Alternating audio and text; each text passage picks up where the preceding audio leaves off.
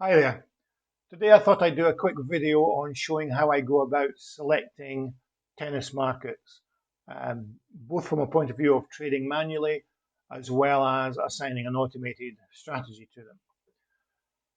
So the first thing I do is once I'm in Fairbot, I click on the Select Markets button to pull up the Market Selector tool. Now at the moment I'm concentrating on WTA matches. And you'll see that the market select has already filtered the tennis matches and match odds markets via these little tick marks here. But I go into the main screen and filter that list or sort that list in descending order just to get to the WTA matches that are on the go today. And so we'll just select all of these and then deselect the doubles matches. For the simple reason that there's never any money in the doubles matches, which is a great shame actually, because I think it's more entertaining.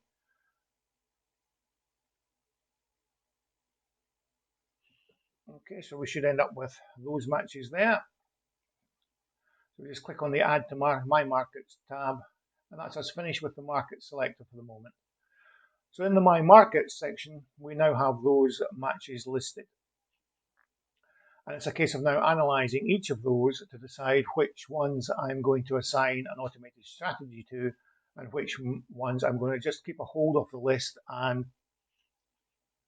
look at those when they're actually in running to see if there's any opportunities.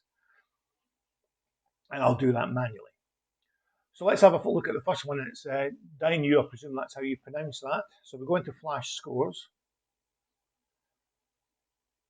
and pull up the search tool. That's the one. Click on that. Now what I'm looking for is past form for each of the players involved. And I'm looking to see if their past form is relatively close. Ideally looking to see if the underdog in terms of the odds ranges is actually close to the form of the hot favourite. Excuse me. So the two players here, what I want to do first of all is look at their head-to-head. And since this is a clay match, isn't it? Yep, clay. We're just going to filter out the clay surface form. Open up the list so that we've got the past 10. And you'll see that Dainu has essentially a 50% record over clay in the past 10 matches that she's played. Whereas the other one, the favourite, has only lost 3. So that would tend to indicate to me that it's a little bit lopsided and Astakova is more than likely to dominate based on the form. So this is not one I would actually use with an automated strategy at the moment. But I would keep a note of it and I would leave it in my market list to review near the time or indeed during the match with a view to trading manually.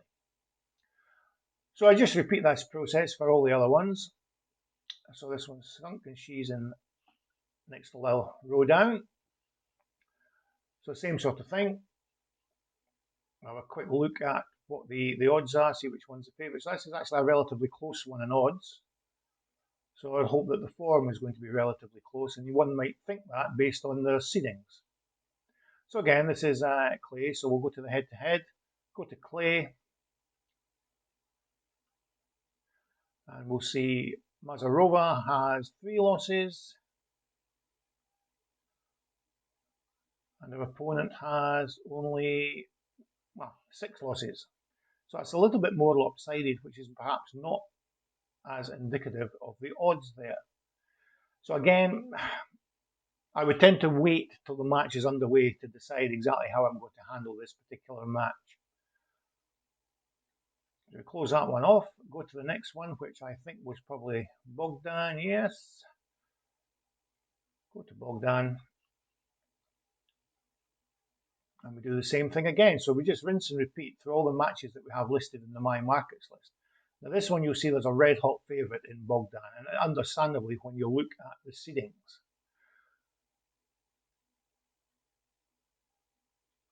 Now again, if we look at the head-to-head and the clay, we should find Bogdan has a reasonable record, I would think, over the past 10. In actual fact, no, it's only 50-50. That's interesting. So how's the outsider done? So she's 140. So she's not that far off in terms of 10-match form figures. But keep in mind that the favourite has won 4 out of her last 5 matches. So it's understandable, essentially, based on the seedings, essentially. That's where those odds are coming from. Now, those odds are so low, there's little risk. So that's certainly one I would be looking at trading. But because the odds are so low, I'd be looking at trading that manually to give me ultimate flexibility. And so I just carry on doing that, down all the whole list, checking all the players. We'll just do one last one, Danilovic.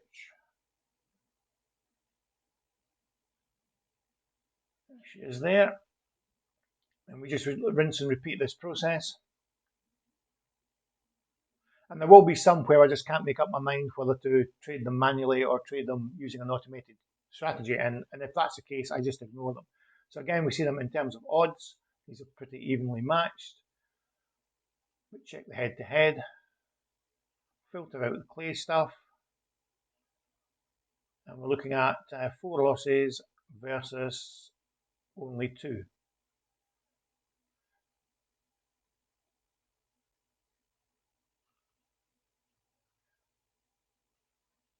So again, that's one I wouldn't assign an automated strategy to, based on the odds and based on those, based on the form over clay over the past 10 matches for each player.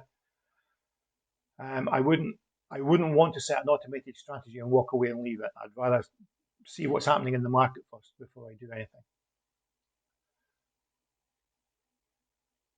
And that's the process. I will just filter all that. Now, ultimately, once I become more adept at tennis trading, I'll do exactly the same thing with the ATP matches. And but it's important that you do that, of course, in the morning or the night before. Identify the matches that you want to think about getting involved in, and that's essentially how I go about doing it. Thanks for watching.